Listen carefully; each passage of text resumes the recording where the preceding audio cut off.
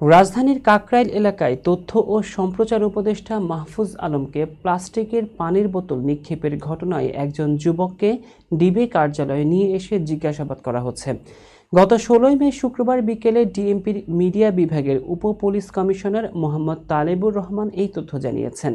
তিনি জানান, বোতল নিক্ষেপের ঘটনার পর পুলিশের কাছে আসামিকে শনাক্ত করার জন্য ভিডিও ফুটেজ বিশ্লেষণ করা হয় এবং ওই যুবককে শনাক্ত করা হয়েছে। পুলিশ জানায়, বোতল নিক্ষেপকারী একজন জগন্নাথ বিশ্ববিদ্যালয়ের প্রথম বর্ষের শিক্ষার্থী। গত ১৪ মে রাতে কাকরাইল মসজিদের সামনে আন্দোলনরত জগন্নাথ বিশ্ববিদ্যালয়ের শিক্ষার্থীদের সঙ্গে কথা বলার সময় মাহফুজ আলমের উপর ওই বোতল ছোড়া হয়। রমনা বিভাগের উপকমিশনার মোহাম্মদ মাসুদ আলম বলেন, ভিডিও ফুটেজ দেখে ইশতিয়াক হুসাইন নামে ওই যুবককে শনাক্ত করা হয়েছে এবং তাকে গ্রেপ্তারের জন্য পুলিশের বিভিন্ন ইউনিট অভিযান চালাচ্ছে। জিজ্ঞাসাবাদ শেষে ওই যুবককে তার অভিভাবকের কাছে হস্তান্তর করা হবে বলে জানানো হয়েছে।